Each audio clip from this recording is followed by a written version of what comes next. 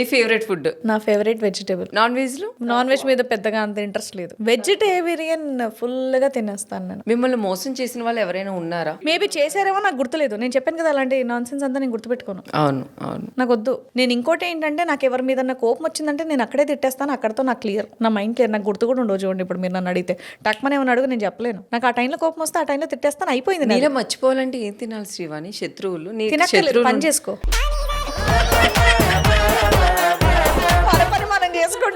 పని చేసుకుంటే శత్రువులు కూడా పొద్దున్న లేస్తారబ్బా, పనులకు డోర్ దగ్గర తీసే దగ్గర నుంచి మా ఆయన లేపడం, మా పాపను లేపడం, వాళ్ళకి ఏం టిఫిన్ తిన్నారా లేదా, అక్కడ నుంచి నా షూటింగ్ కావాల్సిన సర్దుకోవడం, వెళ్ళడం, వాళ్ళ సీన్ చెప్పారా రెడీ. ఇంత పనుల్లో పక్కనున్న నా గురించి ఏం గోతులు తీస్తున్నాడు అనడానికి ఎక్కడ ఉందిరా టైము? అసలు నీ లైఫ్ లో ఎవరైనా శత్రువులు ఉన్నారా? చూడు, ఇప్పుడు నేను చెప్పొచ్చు యాక్చువల్లీ మా వదిన అని చెప్పేసి, కానీ నేను అది కూడా చెప్పను. ఆవిడ పని ఆవిడ చేసుకుంటుంది, నా పని నేను చేసుకుంటాను.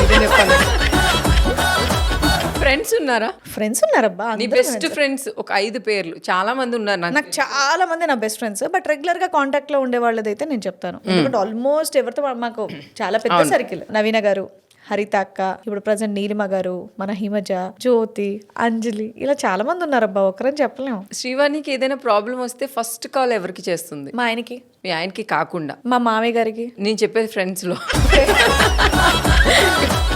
ఉత్త సరదాగా ముచ్చటేసుకోవడానికంటే నవీన గారికి ఎక్కువగా, హరిత గారికి లేదంటే నీలిమ గారికి చేస్తాను. నాకు తెలిసి ఇది అన్ని టైం పాస్ కాల్స్ అనుకుంటా. ఊరికి ఎప్పుడన్నా ఇంట్లో ఉండి ఏదేంటి కొరియన్ సిరీస్ ఈ మధ్య చూస్తున్నాను, ఏది బాగుంది, ఇలాంటివి తప్ప పెద్ద ప్రాబ్లం గురించి ఏమైతే దేవుడి దయవల్ల చేయలే. నేను చెప్పాను కదా, నా పని నేను చేసుకుంటాను, మ్యాక్స్ నాది నేను చేసేసుకుంటాను.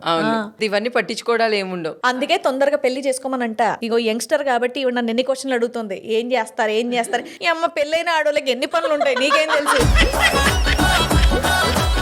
ఖాళీగా ఉన్న రోజు ఇవి సర్దుకోవాలి, అవి దులుపుకోవాలి, ఇవి చేసుకోవాలి, అయ్యే సరిపోతాయి. ఇంకెక్కడ అమ్మ ఇవన్నీ? అమ్మ మీలాగే ఇంత మంచి ఫ్యామిలీని రన్ చేయాలంటే ఇప్పుడున్న జనరేషన్ కి మీరు ఎలాంటి సజెషన్స్ ఇస్తారు? ఎందుకంటే పెళ్లి చేసుకుని డైవర్స్ తీసుకొని గొడవలు ఆడుకుని నువ్వెంత నేనెంత అని ఈగోస్ తో ఇలా డైవర్స్ తీసుకొని కిడ్స్ ని అనాథలు చేసేసి ఫ్యాషన్ అయిపోయింది. యాక్చువల్లీ చాలా మందికి ఏదో చేసుకున్నావా, పిల్లలు కన్నావా, వదిలేసావా అన్నట్టు వెళ్ళిపోయింది. లైఫ్ లో ఒకరు కంపల్సరీ ఉండాలి, ఒకరు సపోర్టివ్ అనేది డెఫినెట్ గా ఉండాలి. కాబట్టి మంచి వాళ్ళని చూసి టైం తీసుకొని అయినా సరే చేసుకోండి. చేసుకున్నాక మీరు ఒక 2 years వరకు జర్నీ చేయండి అనే నేను అంటాను. ఇమీడియట్ గా పిల్లల్ని కనొద్దు. పిల్లల్ని కన్నాక డిస్టర్బెన్సెస్ వచ్చాయి అనుకోండి, పిల్లలు సింగిల్ పేరెంట్ దగ్గర పెరగడం, లేదంటే అనాథలు అయిపోవడం, వాళ్ళు డిప్రెషన్ లోకి వెళ్ళిపోవడం, మీ లైఫ్ తో పాటు వాళ్ళది కూడా ఇచ్చేస్తారు. కాబట్టి మీరు ఈ మధ్య అందరూ ఏమంటారు, చక్కగా చదువుకుంటున్నారు, అది కాకుండా ఫోన్లో నాలెడ్జ్ చాలా వస్తుంది, చుట్టూ మీకు ధైర్యాలు ఎక్కువైపోయాయి, ఆన్సర్లు టకటక మాలగా. మేమైతే మొహాట పడేవాళ్ళం టక్మని చెప్పడానికి. ఈ జనరేషన్ లో ఈ మధ్య నేను చూస్తుంటే అలాంటిది ఏం లేదు. ఎస్ ఆర్ నో అనేది టక్మని చెప్పేస్తున్నారు. కాబట్టి డెసిషన్ కూడా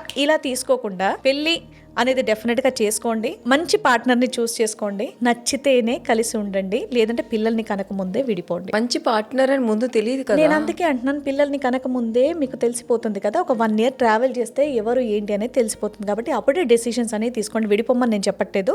మెయిన్ ఏంటంటే ఇద్దరు ఇష్టపడి చేసుకున్న తర్వాత ఒకరి కోపం వస్తే ఇంకొకరు తగ్గండి. అక్కడ ఈగో క్లాషెస్ అనేవి రావు. బేసిక్ గా ఇప్పుడున్న ఈ జనరేషన్ లో నువ్వు జాబ్ చేస్తున్నావు, నేను జాబ్ చేస్తున్నాను, నువ్వెంత సంపాదిస్తున్నావు, నీకంటే ఎక్కువ సంపాదిస్తున్నాను, వైఫ్ అండ్ హస్బెండ్ కి గొడవలు అవుతూ ఉంటాయి. దీని వల్ల ఫ్యామిలీ విడిపోవడం, డిస్టర్బెన్స్ జరుగుతుందంటావు శ్రీవాణి? మెయిన్ ఏంటంటే ఇప్పుడు మా అత్త మావయ్య వాళ్ళ జనరేషనే ఉన్నారు. మా మావయ్య గారు కోర్టు నుంచి వచ్చిన వెంటనే ఇప్పుడు డెఫినెట్ గా ఇల్లు అన్నాక అక్కడ ఉన్న ఫ్రస్ట్రేషన్ కానీ ఏదైనా సరే వాళ్ళ మీద తీయడం అని కాదు, వాళ్ళ ఫ్రస్ట్రేషన్ తీసుకుంటారు కానీ నీ మీద తీయాలన్నట్టు కాదనమాట.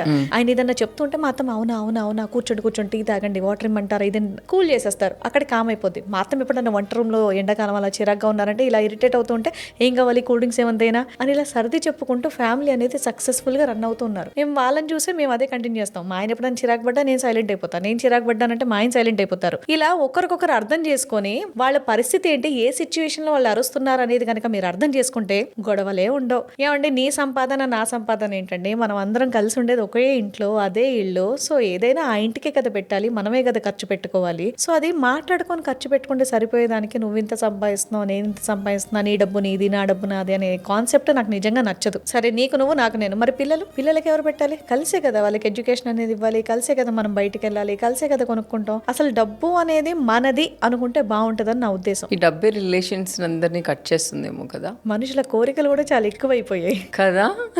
బేసిక్ గా కోరికలు ఉండకూడదని నేను డెఫినెట్ గా అన్నాను, కానీ బట్ ఫ్యామిలీ చాలా ఇంపార్టెంట్. దానికి తగ్గట్టుగా మనం సర్దుకొని బతికితే లైఫ్ అనేది బాగుంటుందని నా ఉద్దేశం. ఈ లివింగ్ రిలేషన్షిప్స్ అని మీరు వింటూనే ఉంటారు, దాని మీద ఒపీనియన్ ఏంటి?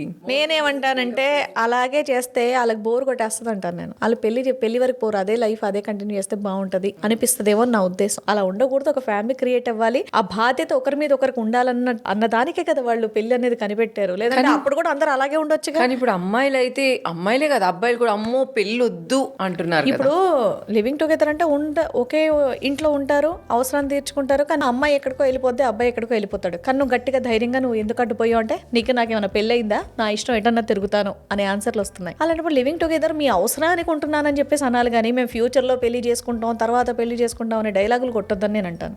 పెళ్లి చేసుకునే ఉండండి, ఏమైంది, ఎలాగో పెళ్లి చేసుకోవాలి కదా అని ఇప్పుడు కలిసి ఉండే బదులు పెళ్లి చేసుకునే కలిసి ఉండండి అంటాను నేను. అంతేనా? అంతే కదా. బేసిక్ గా మరి పెళ్లి చేసుకుంటానని చెప్పి మోసం చేసే వాళ్ళకి నువ్వు ఏం చెప్తావు శ్రీవాణి? ఏం చెప్తాం, వాళ్ళకి బుద్ధి లేదంటాం. చాలా మంది ఏంటంటే ఫస్ట్ నేను సెటిల్ అవ్వాలి, డబ్బులు సంపాదించాలి, ఆ తర్వాతే పెళ్లి చేసుకోవాలని చాలా మంది అమ్మాయిలు అబ్బాయిలు కూడా ఉన్నారు. దాని మీద నీ ఒపీనియన్ ఏంటి? దాని మీద ఎగ్జాంపుల్ నేను మా ఆయనే, మేము ఆ ఏజ్ లో పెళ్లి చేసుకున్నాం, తర్వాత సంపాదించుకుంటున్నాం, బతుకుతున్నాంగా. సెటిల్ అయిన తర్వాత అతను బాగుంటాడన్న గ్యారంటీ ఇస్తారా? లేదుగా. మరి లవ్ మీద నీ ఒపీనియన్ ఏంటి శ్రీవాణి? లవ్ అనేది ఒక బ్యూటిఫుల్ ఎమోషన్ అండి, దాని గురించి ఏం మాట్లాడతాం. కానీ ఇప్పుడు బ్యూటిఫుల్ గా లేదు కదా లవ్, అందుకే అడిగాను. ఎందుకు లేదు? ఎందుకు లేదంటే చాలా మంది నేను లవ్ చేస్తున్నానని చెప్పి మోసం చేసి అమ్మాయిని అది వదిలేయడం, వాళ్ళు కానీ వాడుకొని తెలుసుకోవాలి, వదిలేయడం. అది వాళ్ళు తెలుసుకోవాలి. ఏమ్మా నిజంగానే ఒకరు మన బాధ్యత తీసుకుంటున్నారు, నిజంగానే మనం ఇష్టపడుతున్నారు అనేది మనకు తెలియదా? వాళ్ళు నటిస్తున్నారా ఏంటనేది మనకు తెలియదా? మోసం చేసే వాళ్ళకి ఏం చెప్తావు శ్రీవాణి? మోసం చేసేవాడు ఆబ్వియస్లీ మోసగాడు, దరిద్రుడు, నీచుడు, నికృష్టుడు, దుర్మార్గుడు అనే తిడతాం. బట్ నార్మల్ గా ఒక మనిషికి మనకు ఆ మాత్రం సెన్సెస్ ఉండాలి.